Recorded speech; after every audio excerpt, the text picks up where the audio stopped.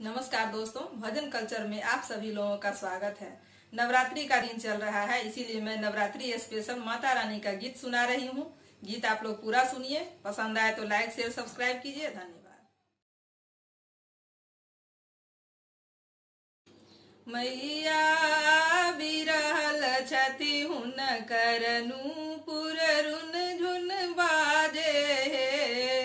मैया बिरहल छति हुन करनु पुररुन झुन बाजे हे।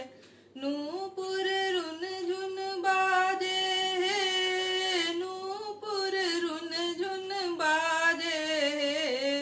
मैया छति हुन करनु पुररुन झुन बाजे हे। मैया बिरहल छति हुन करनु पुररुन झुन बाजे हे। काड़ी केस हुनक बर सुंदर, काड़ी केस हुनक बर सुंदर, धरती लोटनी है। मैया धरती लोटनी है। मैया बिरहल छति हुन करनु पुररुन झुन बाजे हे। मैया बिरहल छति हुन करनु पुररुन झुन बाजे हे।